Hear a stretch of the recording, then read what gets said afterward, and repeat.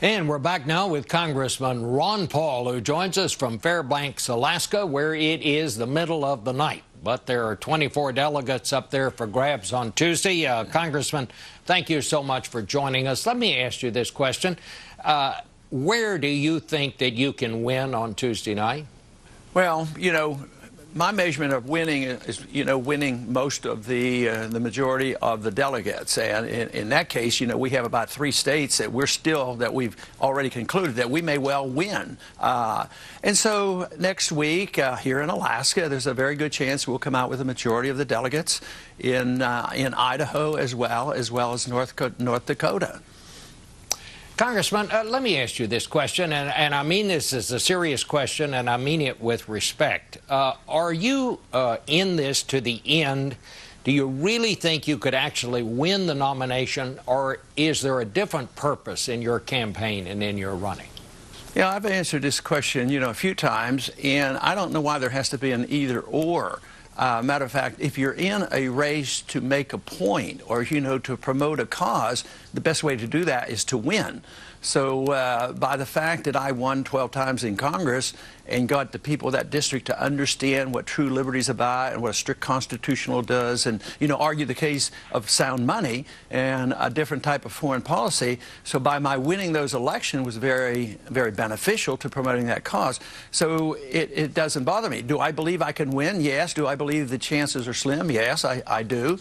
But things happen in this world that we don't have total control of, and we live in a world that's very much in flux, internationally and monetarily, that just might make the circumstances different.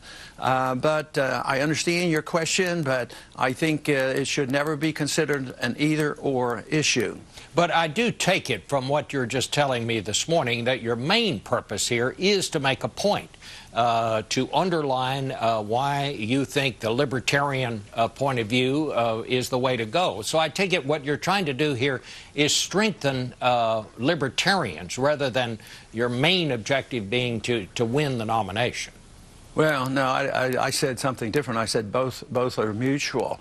But I think what bothers so many people who seem to be in a quandary over this is that they run into so few people who are in it for something other than just gaining power. See, I see what's happening in Washington, Republicans and Democrats.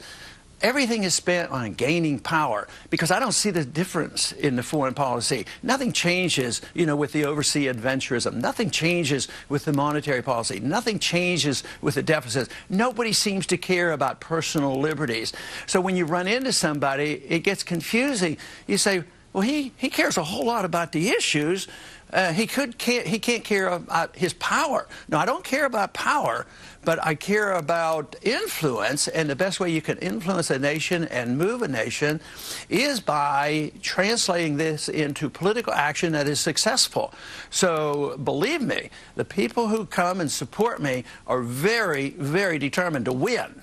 Were you a little bit surprised last week when Rick Santorum said he thought you were just in this because you were in cahoots with Mitt Romney? And some have suggested that what you're trying to do here is create a situation where Romney might ask your son, Senator Rand Paul of Kentucky, to be his running mate. What did you make of that? Well, it sounds like he's trying to concoct a conspiracy, so I didn't know he was into the conspiracy business.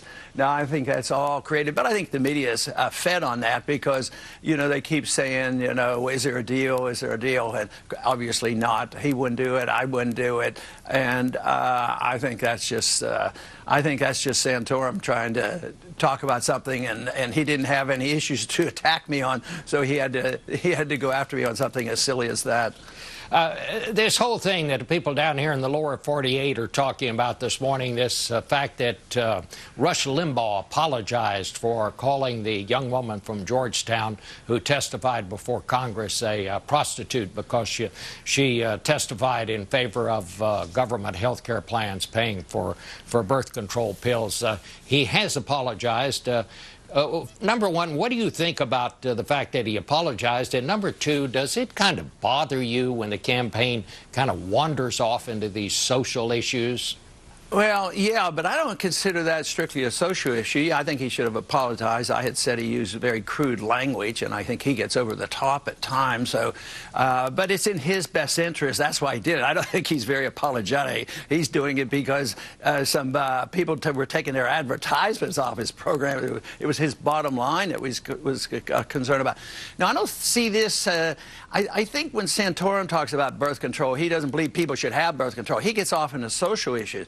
I, as an OB doctor, certainly endorse the whole idea of birth control. But this is something different. This is philosophically and politically important because does the government have a mandate to tell insurance what to give? So they're saying that insurance companies should give everybody free birth control pills. That strikes me as rather odd. What does that mean? That means that somebody who doesn't need birth control pills and they find that using birth control pill is an offense to them, they have to pay for the birth control pills to give somebody free birth control pills to be used. I don't see how anybody should accept that. I mean, when I first started buying medical insurance, you had a choice on whether you should have OB care or not. Why should somebody who's not going to have a baby be forced to pay for the OB care of a younger person? There's total destruction of the marketplace. It's this mandate. This is this obsession, you know, with Obama on mandating. Of course, the Republicans aren't a whole lot better on this either. But the market deals with these problems differently. There would never be a discussion like this. Who is going to be forced to pay for birth control pills? And since it's so closely related to abortion, it's the same principle. Why should we force people who are strongly right to life to pay money for doing abortion? And Planned Parenthood does that. And, of course, it's ironic that Santorum actually funded Planned Parenthood, and he pretends to be the champion of social values. That, to me, is rather bizarre, and that's why I call him a fake conservative. All right. Well, Congressman, it's always good to talk to you, and thanks again for getting up so early. We'll be back in a minute.